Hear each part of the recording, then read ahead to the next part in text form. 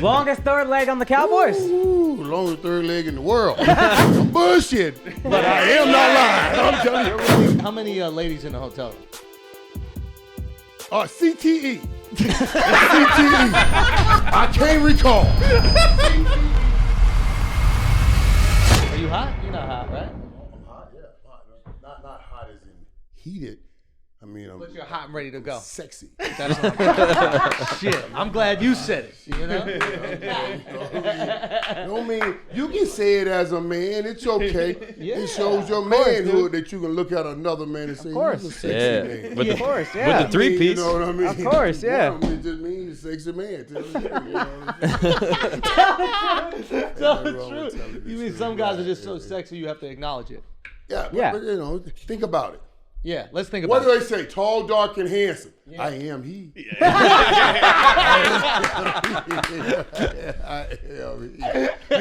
Okay, let me stop messing around. Who's the sexiest man, though? Who's the sexiest man? Yeah, if we're being hottest dude. about it. Second to you. Who would you call it? Like Idris?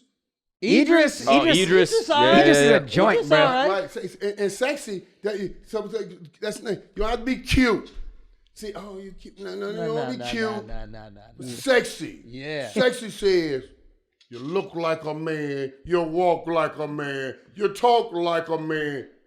You're a man. Yeah. That's what sexy says. You know what I mean? So Idris is number one? Yeah, Idris my boy. That's because I heard people say you kind of look like Idris, so I got to put him up there. Yeah. You know what I mean? Right. They do that. But I would consider Hottest white dude. sexy. Oh, yeah. Who's the Hottest sexiest white dude. guy? Sexiest white dude. In this room.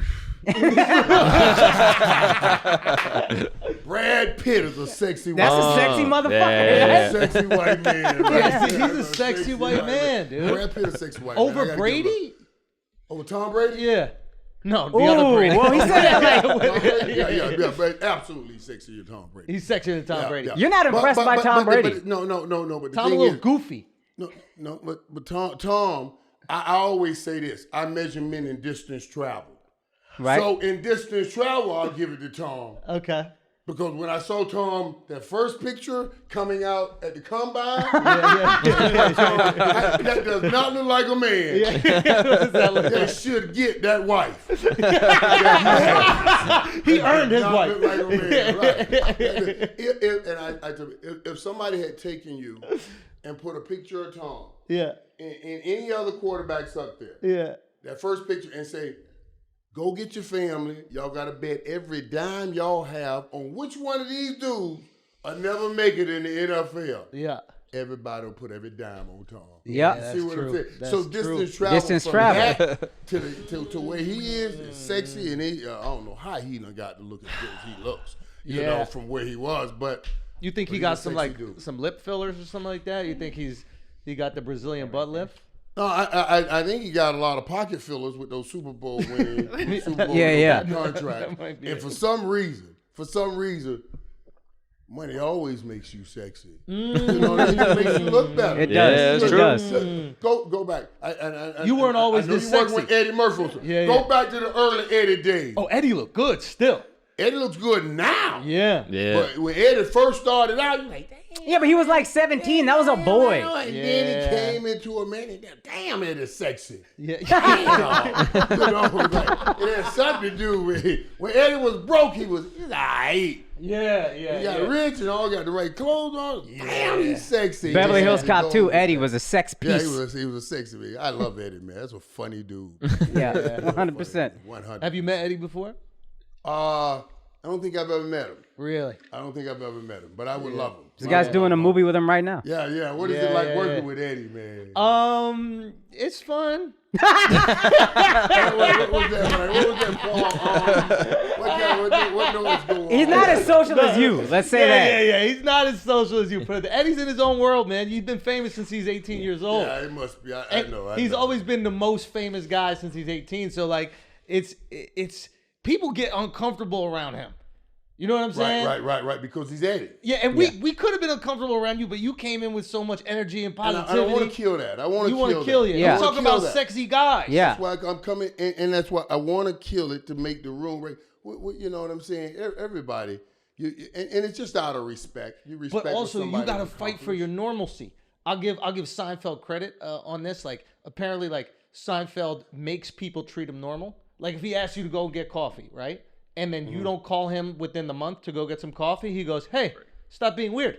I asked you to go get coffee. Right. Call me back." Oh, you think he's just being nice? He's really trying to go get. Let's some be coffee. friends. Let's be boys. Let's Yeah. be boys. And But you're when like, you're with okay. someone famous, what's up? Can I get him closer to the mic? Oh, why don't you turn up his mic game? Yeah, He is, but you're gonna hear you guys. I just want him, if we can. Yeah, Michael, a we little don't have closer. those fancy lavs on ESPN. There you go. There you Yeah, go. I Turn got it you. I up. don't mind. I don't mind putting this thing close to my mouth. Like Well, I don't somebody want to block sticks something in my mouth. I don't want to block his whole face. We Why over don't here you talking lift about up the sexy game? men, and then you But want to you'll stick hear something you. in my No, mouth. yeah. I got issues with all that. You know? Make sure y'all ain't trying to get me with that. But Sorry, thank you though. I got you. We good.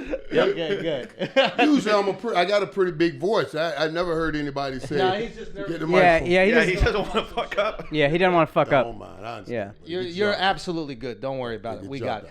Okay, where were we? Talking about hot guys and putting Yeah. things in your mouth. Yeah. And then How do we what start happened, with dude? What happened to this podcast? Like, we're usually, talking about like girls and sports and stuff like that. I but like that. you changed the I game, like that. dog. Yeah, dude. Well, hey, listen, man. I didn't change the game. We just had a natural conversation. I don't know how we got there. I don't know how we got there, right? We were just bullshit. Don't know how we got over there. The greatest, dude. No, you were saying I look good, and I was just saying we got to be. Don't we put gotta- it You on were me. saying you look Don't good. put it on You me. were I was saying you look good. Okay. However, I got to get it out there, right? Put it on me. He came in like, people say I look like Idris. I don't know what to tell you. Said I'm a sexy mob. It's all good. Michael, It's all good. you got a family member. This is a Dallas Cowboys, born and raised in Dallas Cowboy. Yeah. Can I Yes. tell you, you are my favorite athlete of all time. Yeah. Dead ass. My favorite athlete. Man, much love Not on just that, man. cowboy, athlete. I appreciate you saying that. I really do appreciate you saying that, man. I'm sorry we look like we looked yesterday, though. God, dang it, man, that game. I don't care. You got me 3 Super Bowls. I'm sitting next to you. I appreciate that, man. I don't give a And fuck you know, about it's so Dak funny right now. We hadn't won one in 30 years, right? Yeah. And when I was, listen, man, okay, since we all family, I can share it. I was a young buck, man. I was winning them Super Bowls.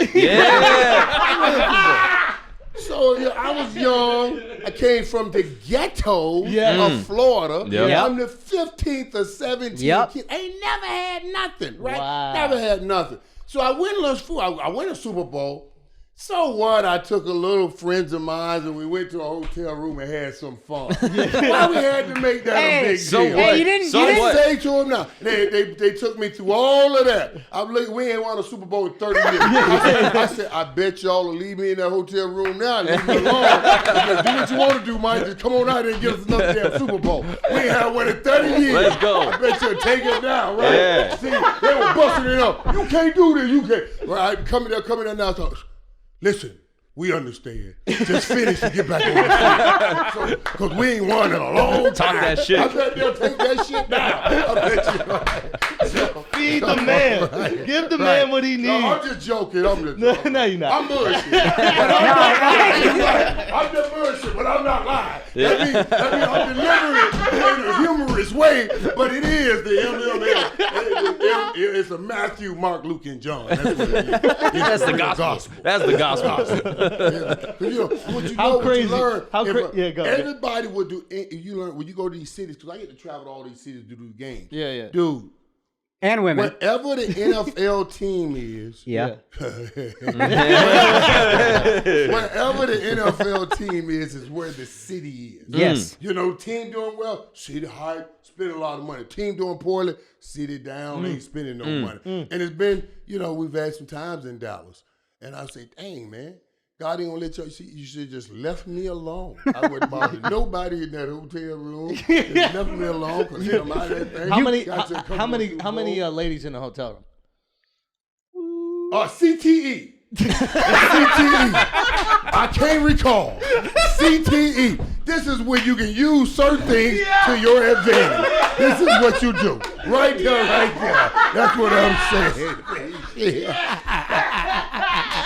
You go straight to it.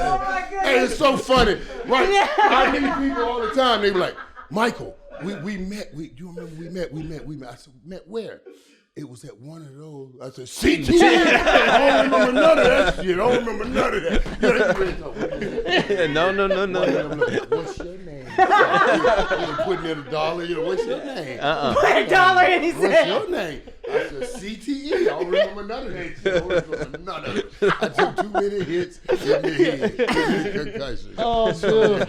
Okay, so no hotel memories, no. No, not hotel memories. He had his own house. It wasn't a hotel. It was his own house. Well, it started out as a hotel. It started as a hotel, but that got expensive. It got expensive. I appreciate somebody who's a I don't bargain want to sound hunter. like it was an all the time thing when I say it got expensive. Yeah. It just got expensive. Yeah, just expensive enough to buy a house. That's it. Yeah. Straight with Yeah, you. please. I think I can tell you this. Why it got expensive is not that it was an all the time thing, but it was. I'm 100%er.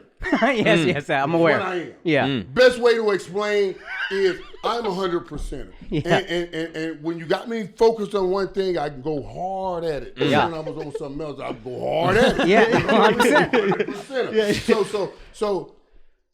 So I had to leave the hotels because what happened was, I wouldn't just stay in one room. Oh, right. So I would have 101, 201, 301 right by the elevator. Right. Set some up in 101, 201, and some in 301. And I rode the elevator.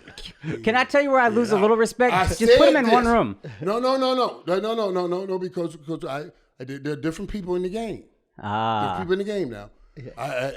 And I would say this in my young years. These are my young years, folks. Don't take it now. My young years, I would come off the football field. Yeah. Where I was double teamed.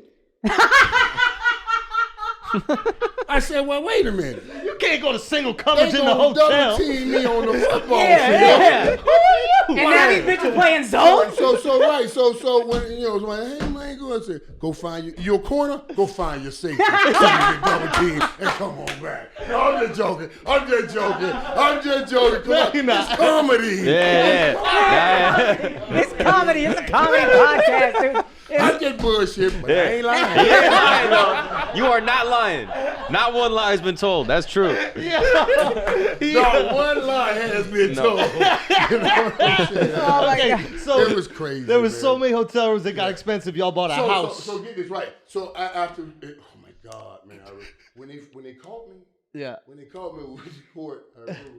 Get up on that mic, Mike. And we went to court, right? When they caught me, the district attorney had all my hotel records. Right. Hate it. I don't know, man. Yeah, And I yeah, tried yeah. to What's that bounce about? around on the hotels. He found them all. And every time, and these are true stories, every time I checked in, y'all know the owner was Jerry Jones. Yes. The head coach is Jimmy Johnson, yeah. So every alias was Jimmy Jones or Jerry Johnson. I crossed up the two names. Jimmy You know what's Jones fucked? There was a and Jerry player Johnson. named Jimmy Jones. This poor guy in all kinds of trouble with his wife. Miami too. That was selfish, yo. So you That was selfish. That's my boy. He crossed up their names, you know. He did. He was my boy, man. Jimmy Jones, my boy, man. He's a good dude, man. But yeah, I used those names, man. I shouldn't have used those names. I think what I gave it away is when I kept pulling up in all my cars, my Mercedes, my Bentleys, and I was sneaking around. But them motherfuckers had Playmaker all over them stuff. And Mike Irvin. So, hey, I'm rolling up. Like, maybe I should have taken another car. You know what I'm saying? So that's how. Speaking in the hotel with the hood on, name all on. Oh my God. So that's how we got to the house. Yeah. And it's so funny. I remember Leon Lett called me one time. You know, Leon Lett called me. He said, Big cat. Big Cat, thank God. Big Cat, great dude, man. He's defensive line coach of the Dallas Cowboys now. He called me and said, Playmaker. I said, what's up, big fella? He said, hey, man, I heard we've been infiltrated. We need to close down the White House. I said, this ain't no damn movie. You've been watching too much. They ain't closing down nothing. What's wrong with you? I'm not closing down the White House. Right. So a few weeks later, I'm sitting in meetings. I'm like, here we getting ready for games, putting into plays. Jerry calls me over to the room, goes to the office. I said, what? I said, like, what? I said, come on, man, I'm meet. I said, I get late. He said, no, he wants to see you now. Yeah, I went over. I said, what's up, boss? He said, Michael, there's a story breaking about some White House you had. He said, you know what I tell you now? As long as you tell me the truth, I can fight for you. But you got to give me the truth. What's with this story? How much truth to it? I was stunned for a minute there. I just got to kind of think like, okay. He said, tell me the truth. I'm going to tell you the truth. He said, what were you guys doing here? I said, boss, let me tell you. We were trying to do the wrong thing the right way. That's beautiful.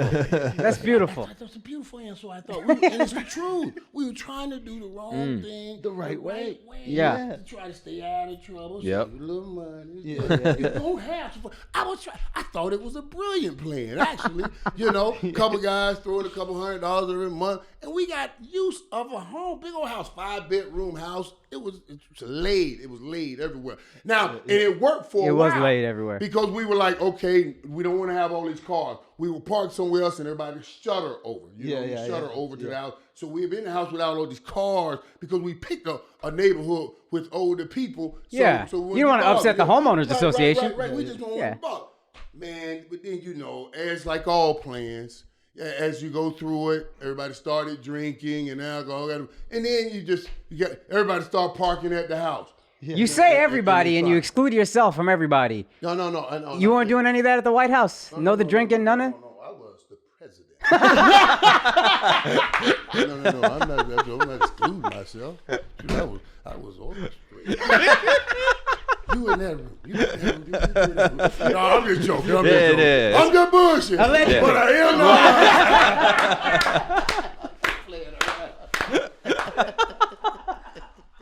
Oh my God, dude. Yeah, be serious. Be serious. No, don't stop. Can't stop, won't stop. It's good to be able to just talk about it, man, when you're young and crazy. Now, I'm going to tell you, I want to whoop his ass. But you always say, what you want to do to that young man? I want to whoop his ass. Michael? Spent my money on some crazy things. You'd have got them girls anyway. Why you ain't buy all that jewelry and stuff, man? But that's okay. I ain't know nobody. It's not the host. It's the jewelry. It's bad financial planning. Right. No. You needed experience with the women. Yeah. That's part of it. Yeah, I didn't have that, and I'm a lame. And honestly, it's part of the old, old days back in the Coliseum when the Warriors got the women after they won. The gladiators. Yeah. That's what it was. So that's kind of how I looked at my sick head. Now, you guys are the toast of the town of Dallas. Was it insane during that run? Like the amount of girls coming up to you guys? Was it? Dude, you couldn't even walk down the street. Yeah, and you can when the Cowboys were winning, and everywhere we went. Now this was everywhere we went. We had to when we get in the city, we would say we're going to stay at this hotel. Of course, we would have to send out a lot of dummy routes on the routes we were taking. Or people want to line up and wait on you to ride by on buses. And no matter what, they always found the real hotel. They always found the real hotel. Yeah. So and the girls would always be there, man, and they'd be waiting. You're just a good host. Waiting at the hotel. Yeah, you're just a good host. Waiting there. Yeah, the big Cowboy fans. Son, just waiting outside the we rooms? Worship them in Dallas. Right. Yeah, worship. Right. It was. But like they would just find out what room you're in and then just wait outside the rooms. Well, they couldn't get on the floors because we had security on every floor. Yeah, security on every floor. But they would be waiting outside, and of course, then we were trying to get those floor plans of the hotel and try to get them around, but I couldn't find the floor plan. Ocean's 11 bitches. That's what you had. Right. Get me the floor plan. How can we sneak them through? Can we get them through this vent? Mission impossible. Right. Yeah. No, I was pretty focused on football. I had, for some reason, I had messed in my own head that, I don't want to weaken my legs before a game. Yeah. So I was pretty good before games, unless you were, IAN. What is that? A Colombian or Brazilian, Italian. IAN. Okay, I'm just bullshit. What about Caucasian?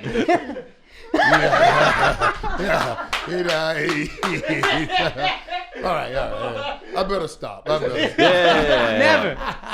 That's why I like doing stuff like this where you can just cut loose. Of course, dude. It is fun. It's fun. Do you remember your wildest night ever? I want to know what the wildest night was. yeah. Don't say CTE. Don't. You want to use your CTE card. Oh, he remembers now. I remember them all. The things I forget are not those things. Those are not the things. I'll tell you, we were at a wild night, man. I don't know. All right, guys, we're going to take a break for a second because 2 out of 3 men will experience some form of hair loss by the time they are 35. Lord knows Dove has. More than 50 million men in the U.S. suffer from male pattern baldness, and there are only 2 FDA-approved medications that can prevent hair loss. And you know what? Keeps offers them both. That's right. You're going to get your ass on Keeps, fellas. And ladies, if you're listening, get your man on Keeps. You don't walking around all bald when he doesn't have to, okay? Keeps offers a simple, stress-free way to keep your hair, convenient virtual doctor consultation, and medication delivered straight to your door every 3 months so you don't have to leave your home. It's low-cost. Treatments start at just $10 per month, and Keeps offers generics versions, okay? Discreet packaging, proven results. I'm telling you, this is the one. This is one I've been on for over a decade, and look at me, your boy still got the hair. Akaash is on it right there. We might find out that Mark has been on it with the rest of the performance-enhancing drugs that he's been doing. So how do you get on it? It's what you're going to do. You're going to go to keeps.com/flagrant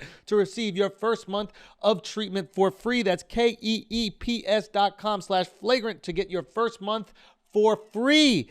Keeps.com/flagrant. This episode is also brought to you by Clean Assholes. That's right. Tushy is making sure that all you assholes have clean assholes, and they are selling bidets. Not a bidet you got to buy a whole new toilet, one that you attach to the toilet you already have. Make sure your life is changed with a bidet from Tushy. Anybody who's ever traveled to Asia knows there is no going back. Okay? And if you've been lucky enough to stay at some bougie hotel that has a bidet, or maybe your friend has one, you've tried it, you know that that's the way that you're going to wipe your ass or not have to for the rest of your life. And Tushy's going to make that simple for you. Now, I know you're wondering, oh my God, how long is it going to take for this thing to be installed? Am I going to hire a bunch of different people? No. Takes less than 8 minutes to install it, okay? There's no electrician or plumber needed. It attaches to your existing toilet. Simply spray and pat your ass dry after it's put together. You don't even have to do the toilet paper stuff anymore, okay? God forbid we got another pandemic and toilet paper goes out the window.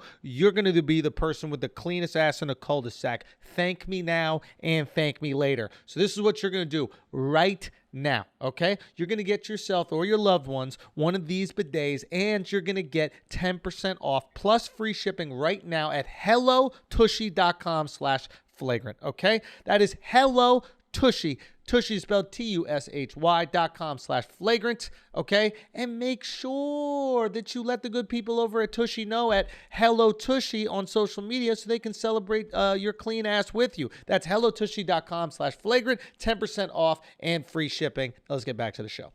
And it was one off season. I was hanging out over at this apartment we had. This thing went in progress. It went from a hotel to the apartment and then the house. Right. Just didn't hear about the apartments. But we had to get out of the apartments because we were making too much noise and too many people were complaining. Yeah. So that's what we needed. We stretch out a little bit. But I was in an apartment.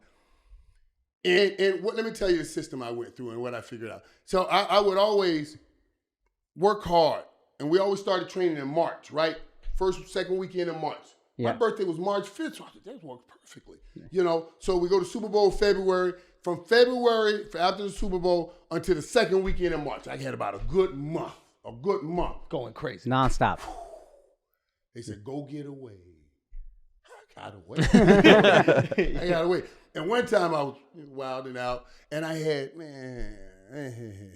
you know the number. Yeah.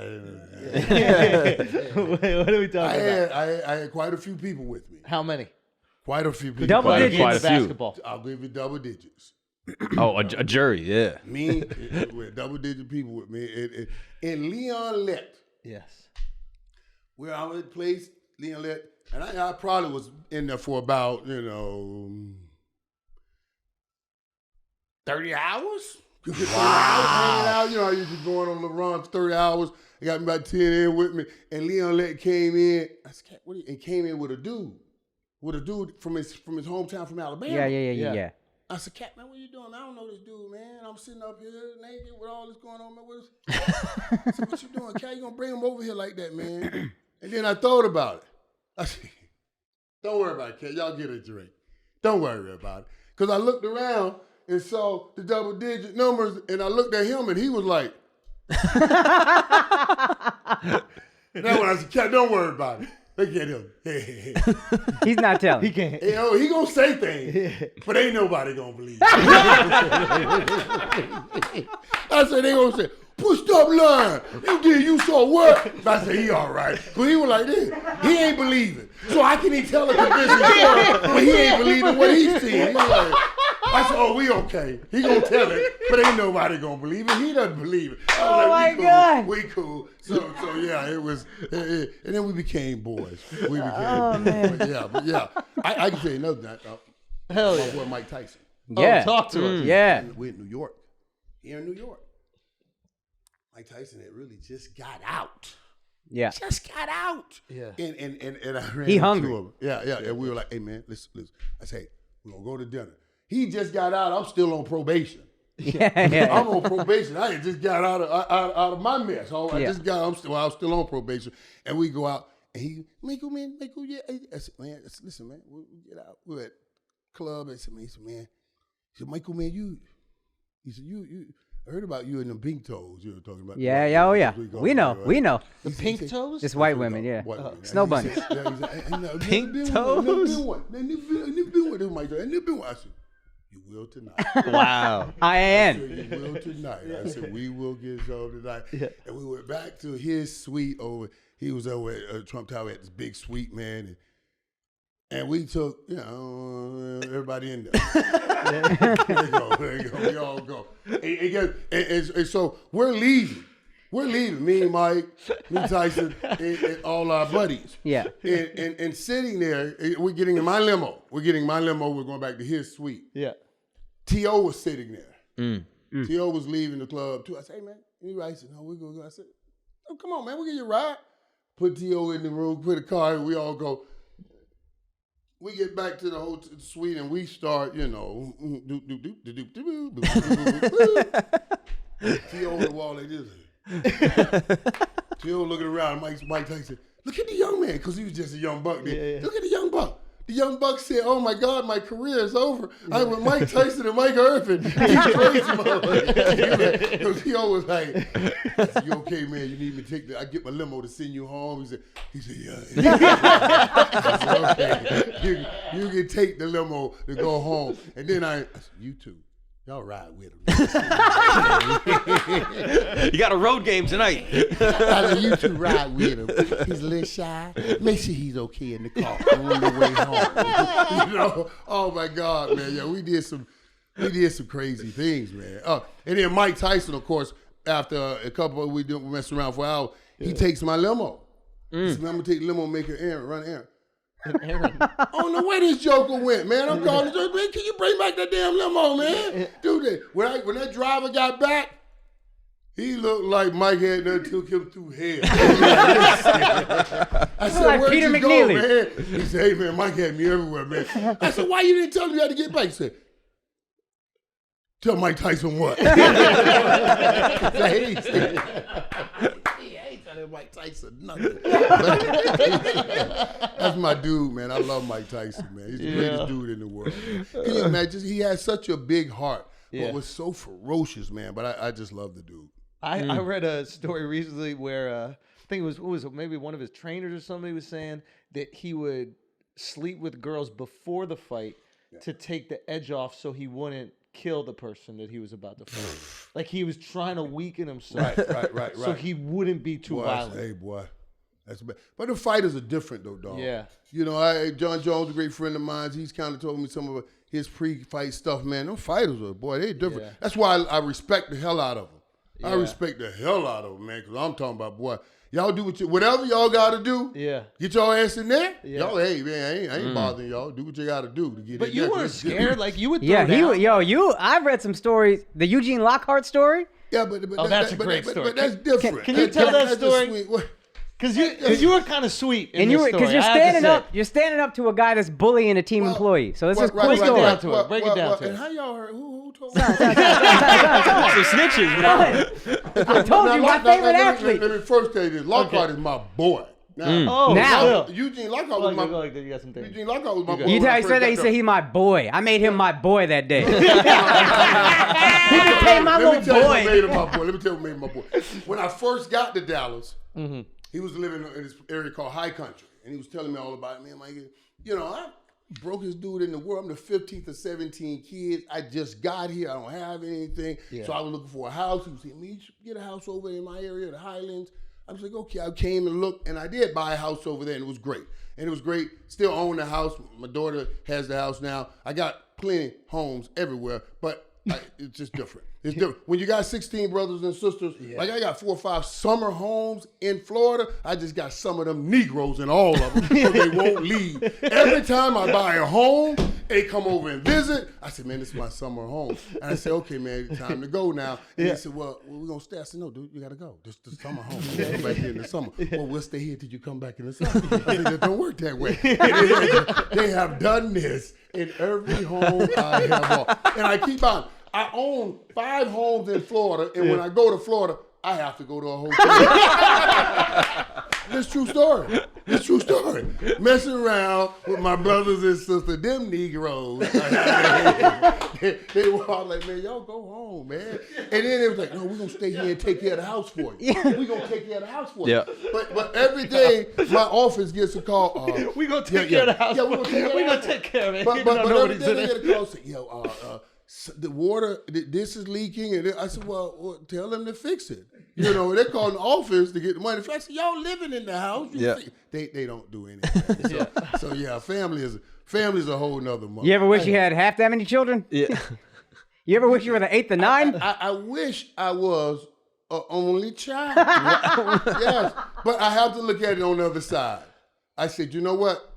God gave me a football team to live with so I can learn how to lead football team. And everywhere I set these feet in the sand, I have left a footprint of greatness because I am a S brother. What I mean by S brother, when you say, did you win a championship? No, I won championships.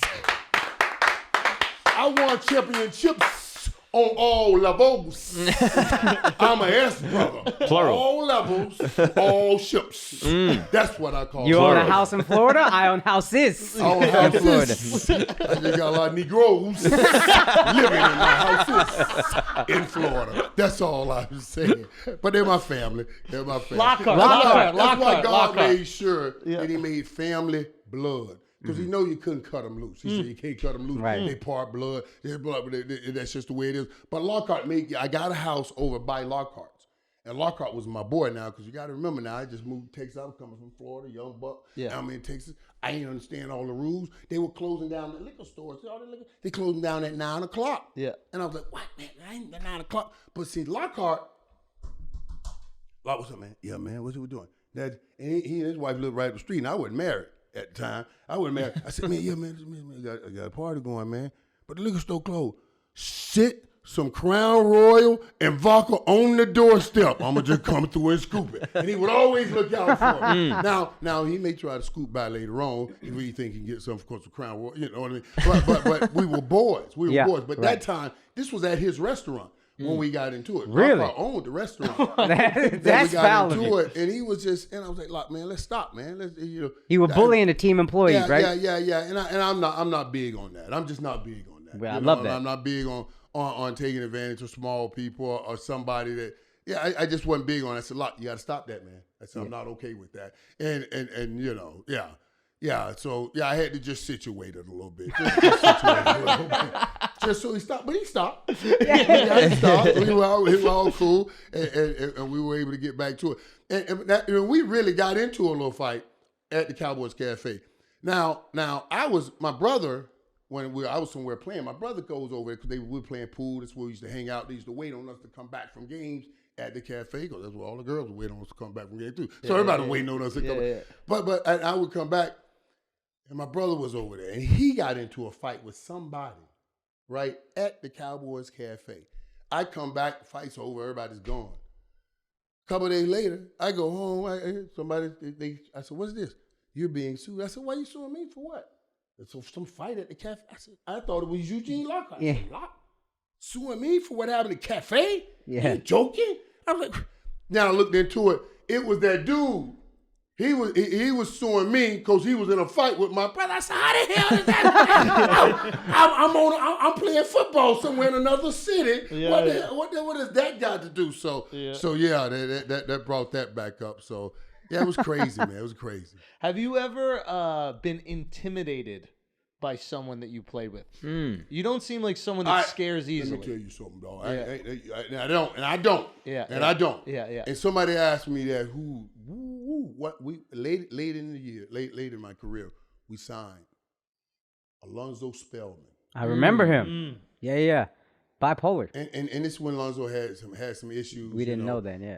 And we watched him have some issues, and they played out on TV, and God bless him and everything, man. But when we brought him in the locker room, and I saw him, he was, Alonzo Spellman like 6'8", man. I mean, muscles everywhere. I mean, oof. And dude, I was like, boy, that's the only dude I ever looked at and said,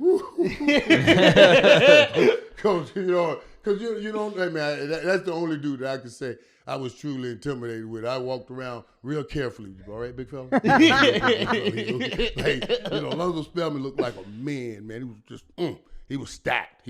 But just probably him. But generally speaking, like when you're playing against any other team, were there any players that maybe you weren't intimidated by, but like you really respected and you didn't, push them in a certain way?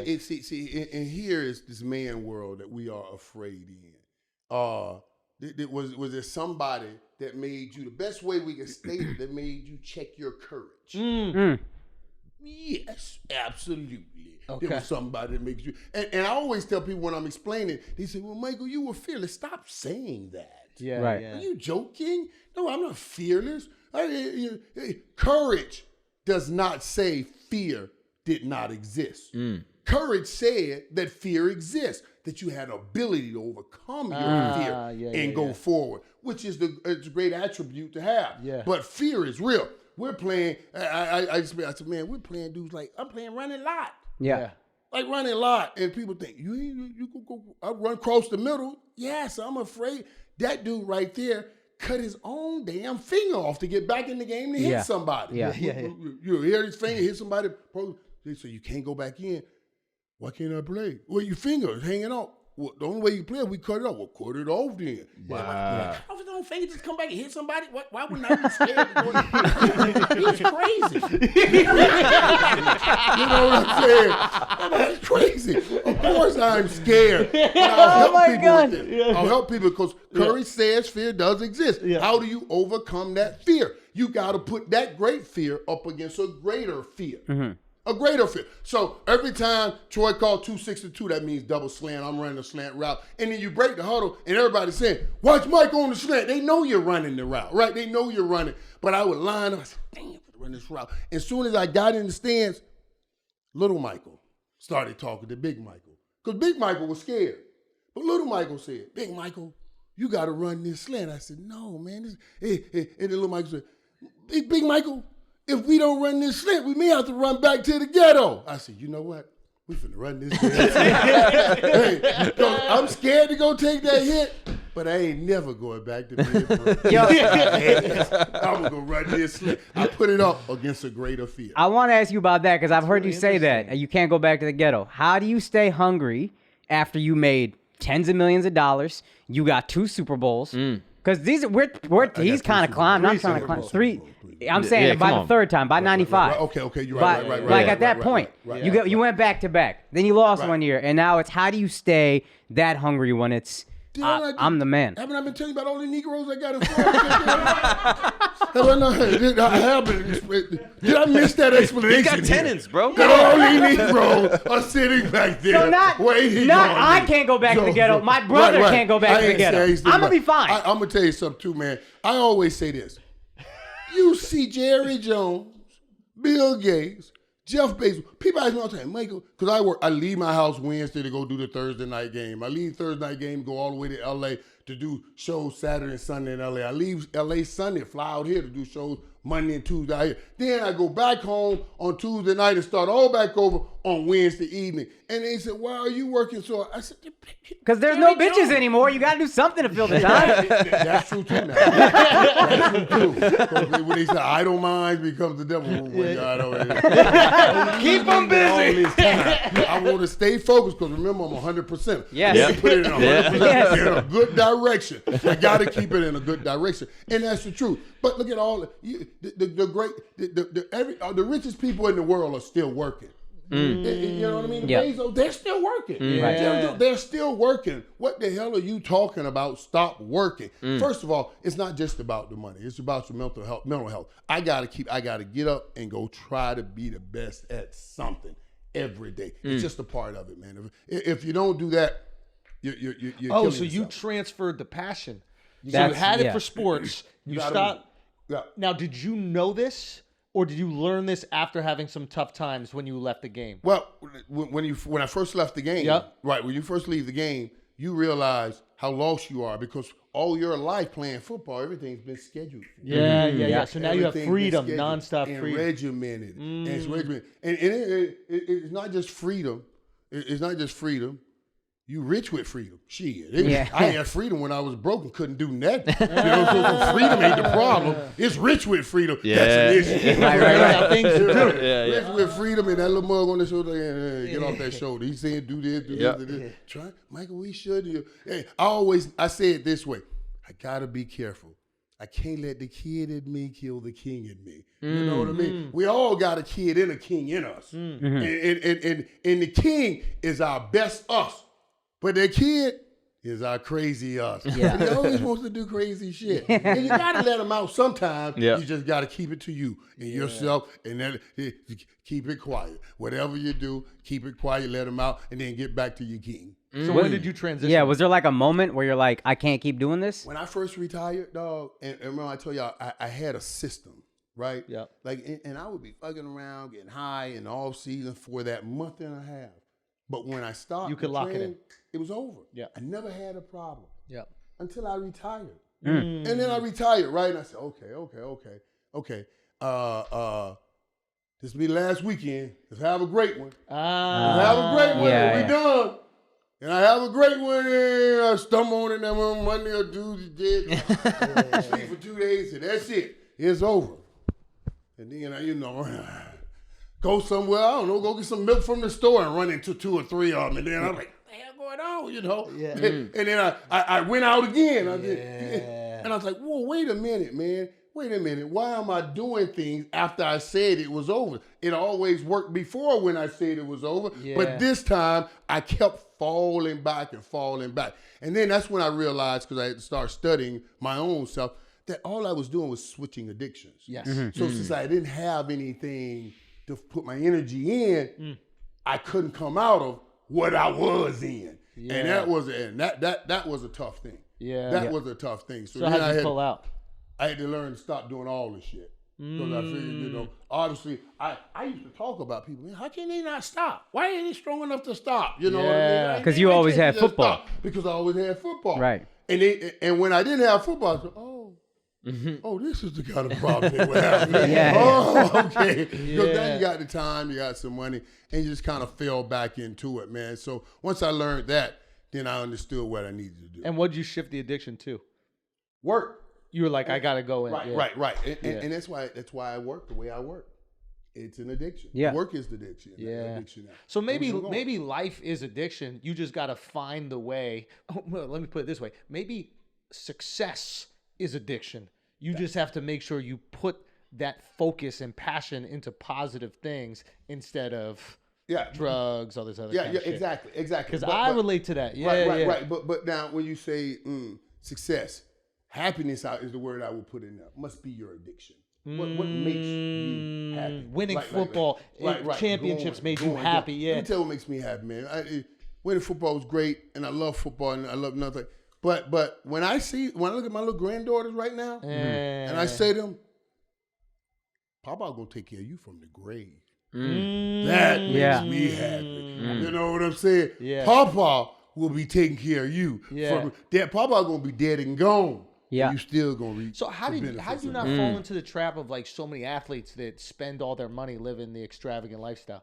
All right, guys, we're going to take a break for a second because I got to make sure you're gambling the right way. And the right way to gamble is to make money. And how do you make the most money? Well, shit, if somebody's giving you money to match. And that's what MyBookie is doing. MyBookie.ag is going to match your initial deposit bonus up to $1,000. Listen, bet the spread between the Raiders and the Cowboys at MyBookie. When you win, you win. And if you don't, MyBookie is going to refund you up to $250. Simply put, you can't lose on this bet. And that's what I call no risk, all gravy. Now, remember, before you get your wager in, set yourself up for success by doubling your first deposit bonus when you use the promo code Flagrant. That's mybookie.ag. Promo code is Flagrant. They are doubling your initial deposit bonus up to $1,000. Get on mybookie.ag right now. Put those bets in. Remember, mybookie.ag, promo code Flagrant. Bet anything, anywhere, anytime with MyBookie. Now let's get back to the show. All right, guys, we're going to take a break for a second because if some of you want to pay off your student loans faster, you need to listen the fuck up, okay? Let's talk about student debt. You could potentially save thousands of dollars with refinancing. And Earnest is the company that you're going to do it with. Earnest was voted best student loan refinancing overall by NerdWallet. Earnest has some of the lowest rates, flexible payments, and an in-house team ready to help. With Earnest, you could change your interest rate, get a lower monthly payment, and you never pay fees, not even late fees. Think about that. If you have any questions, you can even talk to a real-life human at Earnest for help. When you pay less interest, you can put that money towards your goals. So, with Earnest, it only takes 2 minutes to see what your new rate could be, and there's no credit impact. And right now, Earnest is offering our listeners a $100 cash bonus. Refinance your student debt at earnest.com/flagrant. And remember, this is not available in all states. Once again, you get $100 in cash bonus when you visit earnest.com/flagrant to refinance your student loan. Visit earnest.com/flagrant for more details. But remember, it's not available in all states. Terms and conditions apply. Earnest student loan refinancing made by Earnest Operations, LLC, NMLS. Now let's get back to the show. You can live the lifestyle. That's not the issue. It's how you get to live the lifestyle. That's the issue. Money is, you got to know how to spend your money. Simple things. And I talk to young men about this all the time because you got to imagine, okay, here's a young man, he growing up like I grew up with nothing. With nothing. Yeah. And then it's not just he grew up with nothing. What did he see? He saw everybody that had anything around him get it taken, repossessed, houses, cars, because they couldn't keep up with payments. This all he's watching. So now he just getting, I'll do simple numbers. He just got a $5 million signing bonus. $5 million signing bonus. And this dude wants to say, man, I got $5 million. Here is where what he used to get to where he is. So I call sometimes your greatest asset can be your greatest liability. Right. He used the poorness around him, the poor and the poverty around him as fuel to make him a great athlete, to make it. But now you use your yesterday to set your tomorrow. But now your yesterday is hurting your tomorrow, because when he gets the $5 million signing bonus, he says, I want to get my house, I want to get my cars. So he buys a $3 million house, say he spends $500,000 on cars. He's $3.5 million now. Yep. And he said, I'm buying mine flat out. So nobody gonna come to I take it from me like I saw them taking it from everybody else around me. Stupidest thing in the world to do. You get the $5 million, you set it over there, you go ask somebody, let me borrow $3.5 million against my $5 million, and then I'm going to buy all that stuff I want, but I'm going to leave that $5 million sitting on principal, and then I'm going to make the interest off that $5 million to pay back the loan of the $3.5 million, and I never touch my principal. So you cannot let the pain of yesterday mess with your tomorrow. Another thing we do, and I learned this from OJ Simpson, it's called a family Payback. White women. No. Okay. I learned this from OJ Simpson. It's called a family skipping dynasty trust. You put all of your family members in on the name in this trust, and that's what I got, Irvin Family Skipping Dynasty Trust.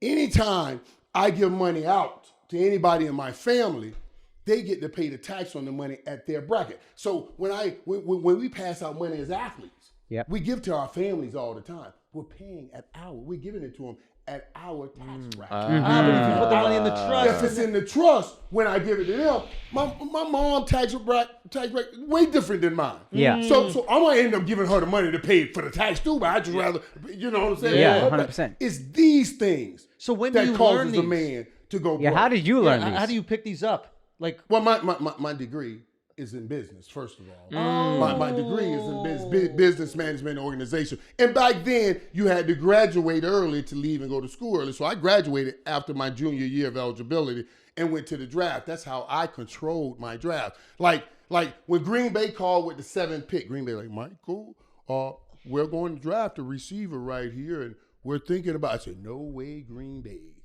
Really? No way, don't do it, buddy. Don't do it. I'm not leaving Florida for Green Bay. Wow. Really? It's not. I'm too dark. That's because I like the sun. That's why I'm this black. It won't work in Green Bay. Don't do it. Don't do it. And see, they couldn't draft me because if a team drafts you, I could have dropped the class, gone back to summer school, and they would have lost the draft choice, and I could have applied for a supplemental draft. So I had total control. That's why I did. I learned that from Bernie Kosar when he graduated a couple years ago. the slowest quarterback in Madden history. Boy, I was the brokest dude in the world sitting there negotiating with the NFL. No way, no way, no way. I knew I was only going to play in Dallas, LA, or New York. I was willing to give up some ends on the front end because I know I'll make it back up on the If back you were going to end. play in New York. And I'm For still marketing. making money. I thought this whole time it's because you were a Cowboy fan, yo. I'm so disappointed. My dad was a big Cowboy fan. Yeah. But no, I did. We were Cowboy fans. We are big, huge Right. Cowboy fans. Yeah. But I knew I was going to go to Dallas. And then Jimmy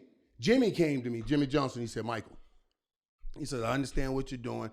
I can appreciate it. He says, but Dallas is going to draft you. He said, none of them damn shenanigans. With that, I said, no, coach, I said, I would go play for Dallas. This is I said, a I would cool love to go story. play for Dallas. I said, why would you think I would do it? He said, I'm just telling you. He said, I'm telling you right now because I got an old buddy, friend of mine, who's about to buy the Dallas Cowboys. Isn't that crazy? And I'll be joining you next year. Oh, Isn't that shit. crazy? So you knew it was going to I knew he happen. was coming. And Jerry bought the team the next year and brought in Jimmy. Wow. And you've been playing for Jimmy. At the U, yeah. I swear to y'all, shit, y'all, man. Oh my God, dog. A couple weeks ago, when they gave him his Super Bowl, his Hall of Fame ring. Jimmy. Jimmy Johnson. Yeah. At Cowboy Stadium.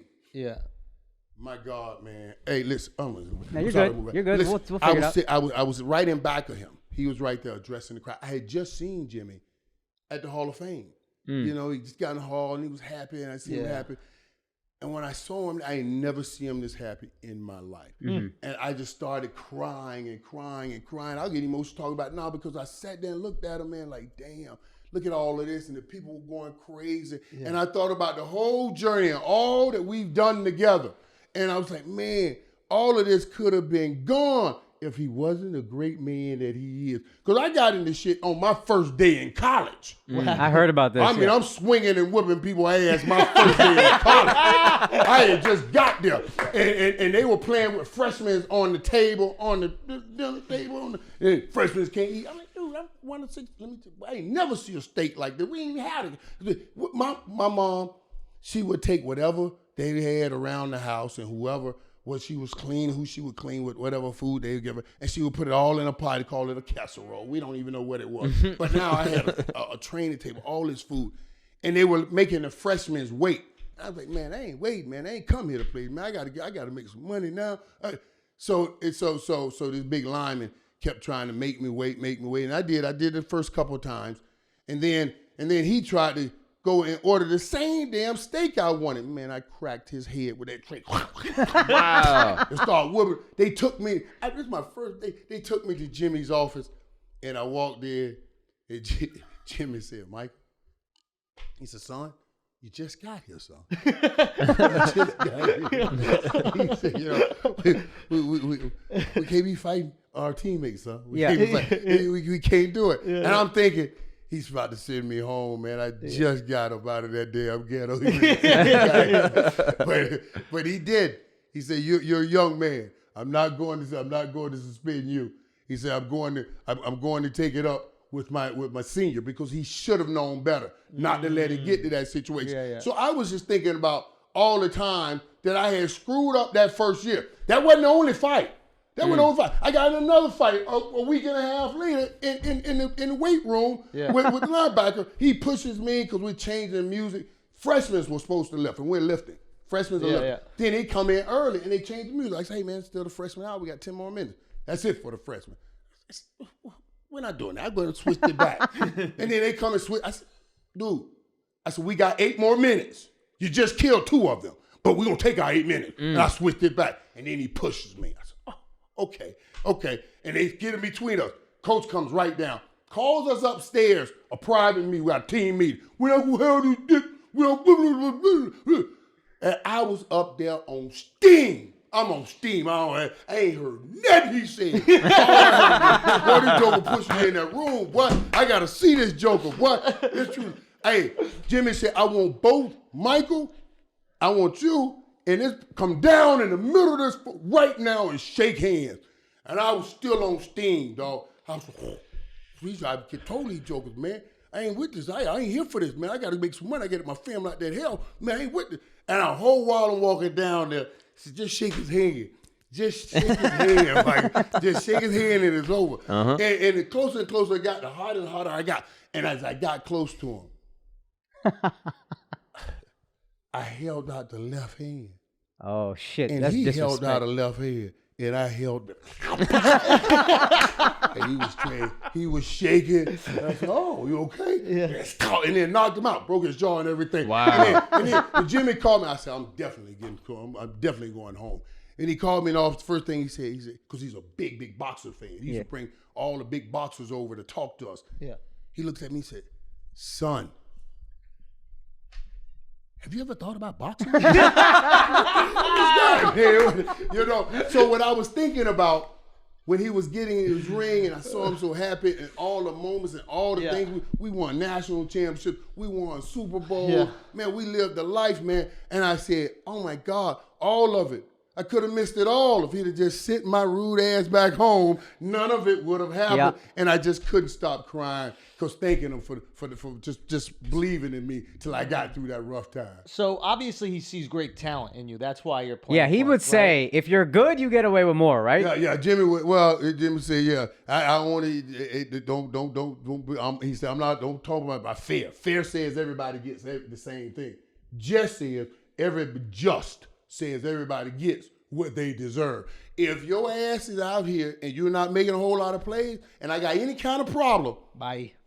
Get on out of here. Yeah. But if you make plays after plays after plays, have some fun. We run into a little hiccup. We can work through that. If you're the playmaker, no matter what that hiccup is, we can work through it. Guys, I'm going to quickly interrupt this incredible interview with the legend, the playmaker, Michael Irvin, because I got to tell you about the Infamous Tour. We're coming to Florida, okay? Not this weekend, but next weekend. We're in it. We're going to be in Jacksonville. All right, Jacksonville. Make sure you go check that out. We're also coming to the Laughing Spree Fest in Boca. And then closing out the year in Boston, New Year's Eve and the day before New Year's Eve. We got 3 shows at the Wilbur Theater. Make sure you go check that out. Also, Toronto, things have been crazy. Keep adding shows. Wild times. Massey Hall shutting us down, but we're coming back and we just keep adding shows and, stuff it in their stupid fucking faces. So Toronto, thank you for all the love on that. Plenty more shows up at theandrewschulz.com. We added a bunch more shows. California, New Orleans, a bunch of other places. Go to theandrewschulz.com. Check those out. The Infamous Tour is coming, baby. Akaash, what you got? This weekend, I'm going to be at Zany's in Nashville. Cop your tickets. Hurry the fuck up.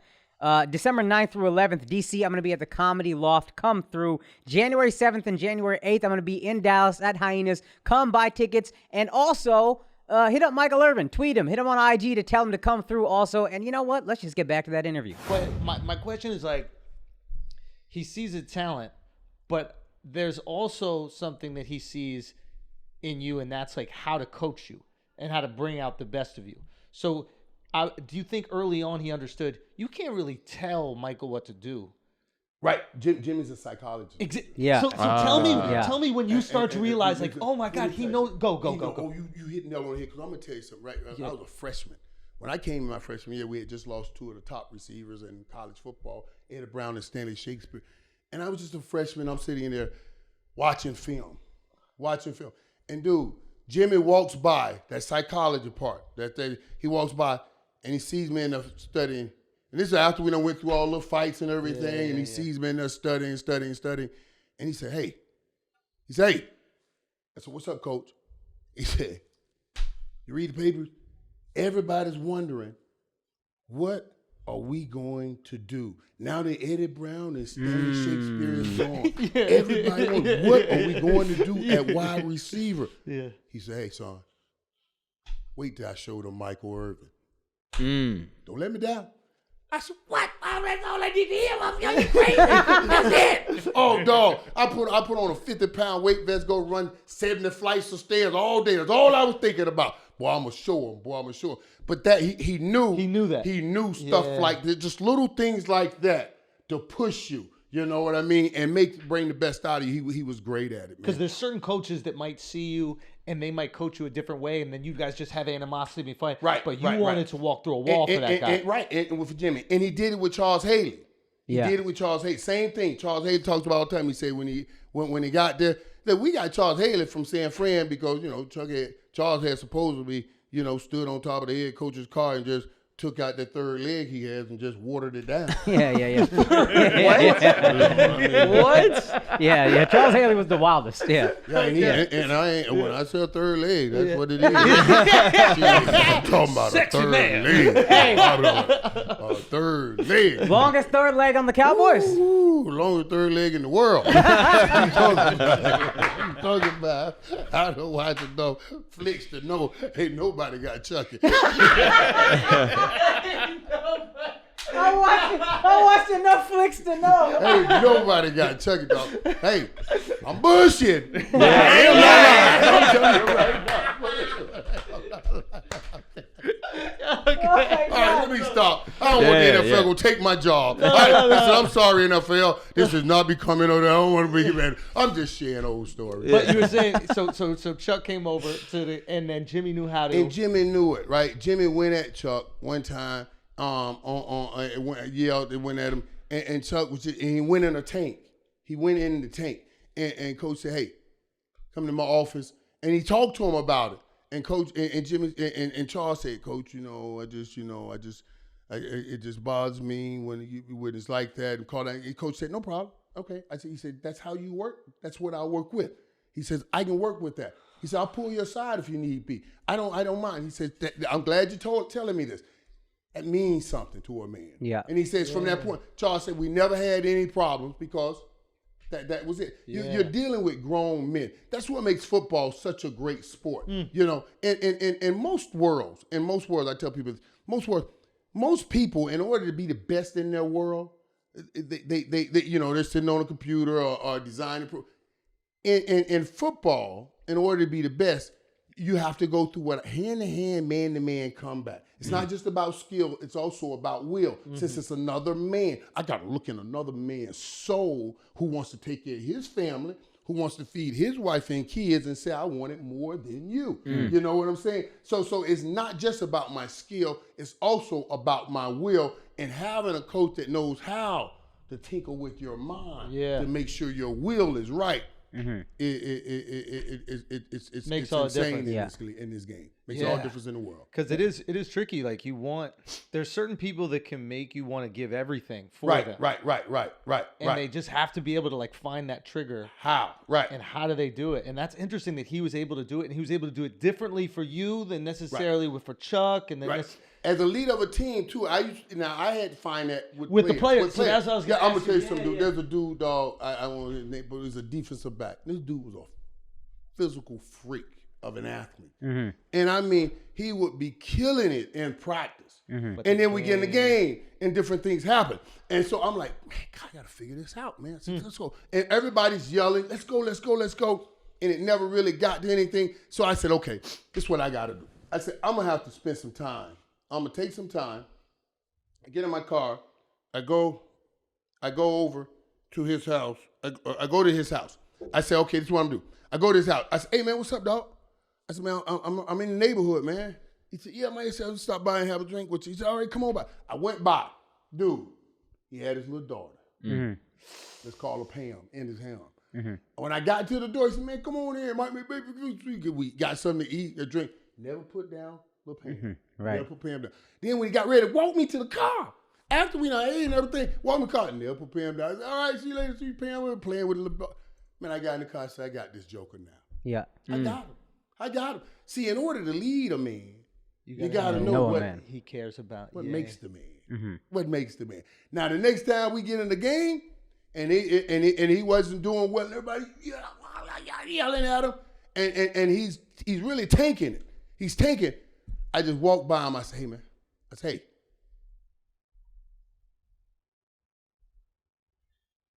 That's the best you can get, Pam. That's all she deserves. I walked off. Oh, this was a whole new mother.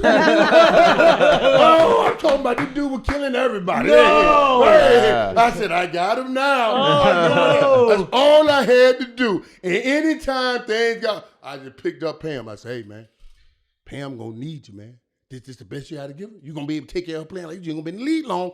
Whoa! Whole new man come out. And you gotta know what pulls a man. You know what I mean? Like me, if you'd have said, take care of, oh, hey man, all you had to do was say, I thought you said you were going to take care of your mom. You think you can take care of her with this effort? Oh, you got a whole nother effort. A whole nother effort. What makes that man tick? As a great leader, if you are a great leader, you got to lead. That's why I always tell people, don't be so quick to want to get in the leadership role because you see it as a position of dominance and dominion over people. A real leadership is not about dominion over, it's about servitude too. You gotta serve you gotta get the best out of everybody. And bossing people just don't do it. And especially today. And you can't just boss people any kind of way and think there's no repercussions because they gonna be they gonna put all excuse me. Yeah. They gonna post about it. They're gonna complain about it. You know what I mean? So you have to be careful even with that leadership. It's about servitude. So who was the best leader you played with? Because I heard you say Troy all the time, but it seemed like you were, I remember whenever you would go out, the team would not win. We were 3-0 when you had your injury that ended the career, and then we finished like 8-8. The Cowboys, the Cowboys. So to me, it always felt like you were the heart, but everybody else says Troy. So why was he the better leader? Well, Troy was the director, and we needed that. We needed someone that's straight. They're straight. And Troy was straight with that. And that was good. We need that. Now I'm rallying the troops. Let's go. You know, Troy's going to come to me. And I'm going to go to troops. I'm going to rally. Mike, let's go. And I'll never forget it. Even Troy would say this. So one time I was hurt and I couldn't practice, and we went up to D.C. We lost the game. And on the plane back, Troy said, "Can I talk to you?" And I came back, man. He said, "How you feel?" I said, "Man, my quad. I had to pull my quad." I said, "Man," he said, "Man," he said, "I know you're not healthy, but can you just come back to practice?" I just your practices aren't the same without you out there. I just need, even if you, Mike, I know you're not 100%, but I just need you out there because the practice. You know what I mean? That's leadership. That's leadership. You have to know what you need for that team, and for him to come and say it. I say absolutely, Roy. I'll be out there. I'll be out there and make sure because I just kept it going. You know, in practice, I kept it going. Yeah. I love it, man. We don't want to take all your time, man. Yeah. So take all your time. I've been talking. I've been the only one talking, man. We listen. We're just so, hey, man. We're just so grateful you came through, man. Big fans over here. I had a good time. We want to tell people about the things you got going on. You know, so please tell them everything, all the information that they can get, how they can consume Michael Irvin in as many ways as possible. That's crazy, man. It's everywhere. Well, let me give you all my social media is at Michael Irvin 88. You know, so that gives you that. But now also, I do a podcast. You gotta check it out. Michael Irvin podcast, and everybody's in this world now. Gotta do it in the podcast, and I like that. I like it because it's a long form. You know what I mean? I mean, it's not just bits. TV, you know, I'm on TV Thursday night football. I'm on TV Sunday NFL game day or Monday first take. I get to speak in spurts to people. But when you do these, you get to speak long form with people. And that's always incredible. That's why I do enjoy I enjoy going off the rails and. Oh, I love it. Son, we had You're fun, bro. phenomenal. You're Yeah. phenomenal, man. Yeah, and, you're the greatest, dude. Yeah, this is absolutely great. I think you have a lot of Flagrant Soup fans going to check out your podcast. That's my suspicion. Well, I appreciate that, man. I see y'all build this thing up and doing it right over here. Hey, too, we're man. trying. Yeah, man. working We're on trying. it. Even though Anything when we I can pulled do. up at this building, I was like, damn. He's back in the ghetto. All them passes I caught on right back in this shit. You know what I mean? All right, back. It's so funny you say that because I was this kind of stuff I tell my lady at home, right? Y'all know, like, my lady said, baby, can you take the garbage? I said, take the garbage out. Use these hands? These hands that brought you out of the hellhole that you were living in? How would you put these hands upon garbage? I said, boy, you don't take that garbage. I said, okay, baby. I tried, but I just, have fun with that thing. I know Akaash said it was mandatory viewing Yeah. that you watch your Hall of Fame speech. He said it is the greatest Hall of Fame speech he's ever seen. It's the greatest speech I've ever heard an athlete I make. appreciate you saying that, man. 26 minutes, no notes. No notes. anything. Oh, really? No notes. Off the dome. After the podcast, I can see how that's possible. Off the dome. But these are things you've probably been thinking and planning your entire career, your entire life, maybe. Like you're imagining, Just living. right? Yeah, just living. And just living it, And as a communicator, now I like to joke and have fun, but I also study it. I understand the power of communication and I understand how the brain works. In our brains, we have what you call sensory receptors, millions of sensory receptors in your brain that will bring in and galvanize information through your 5 senses, your ear gate, nose gate, mouth gate, touch gate, through your 5 eye gate. Yeah. Through those 5 senses, you have millions of receptors in your mind, in your brain. In that same brain, you have billions of receptors in your imagination. So when you're in class, and your teacher's speaking, turn to page 35. On page 35,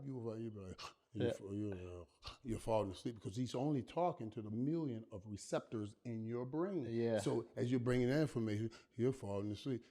But in a movie, you'll watch a show that you've seen before, and you'll be wide awake late at night when your ass know you should be asleep. I do it all the time. So you know you should be asleep because the movie's coming in story form. Yeah. The movie activates the billion of receptors, which keeps you awake. This is why they play music before the scene. Dun-dun, dun-dun, dun-dun. Now, even scenes you've seen before, your brain start thinking the possibilities. You're jumping before anything even happens because they've activated the billions of billions of receptors in your imagination. In the Hall of Fame speech, I don't speak linearly. Everything I speak is in story form, even when I'm saying to my wife, for better or for worse are the words they say to you before marriage. Baby, I have worked tirelessly to give you the for better, but I also gave you the for worse.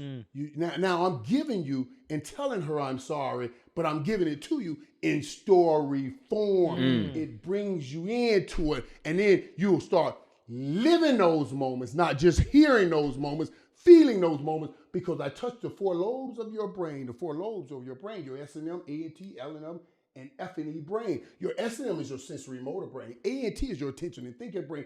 L&M is your learning and memory brain. And anything that touches all 4, you will always remember. That 4th one is your feeling and emote brain. You think your feelings just come from your heart, but that's also in your brain. And anything that touches all 4, you should remember it forever. That's why you play a song, just the music, and you ain't heard it in 10 years, and the words will pop right back just like that. Now, I'm giving y'all for free what they pay me millions. I shall stop right here.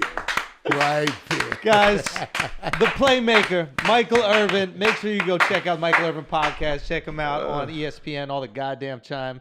And dude, you're awesome, man. You are a real talent outside of your football talent. I think that's something people have learned from watching you on TV and definitely interpersonal relationships. But it is so nice to see someone who has achieved success and then be completely justified in their success after meeting them. Like certain people you meet and you're like, oh, they got lucky. And then certain people you meet, they're like, if it wasn't football, if it was finance, he was going to be this successful. Yeah. If it wasn't football, it was politics, you'll he was find going to be something. this You'll find successful. something. Like Dallas got lucky that you Yeah. like football. But if it was some other shit, the same thing was going to go down. I appreciate So it you was a saying pleasure that. meeting you, my man. Absolutely. Yo, they Yeah, say man. don't Thank meet your you, heroes. brother. This was better. This was better. better. It was I better than I appreciate thought it could that. be. Anything you need, we're here for you, my brother. So just let us know, okay? And we're Thank you, moving man. to Manhattan, so don't worry. We'll have you back. in Have me Manhattan. back. You gotta have me back just to see the new building. Yes, Absolutely. Absolutely.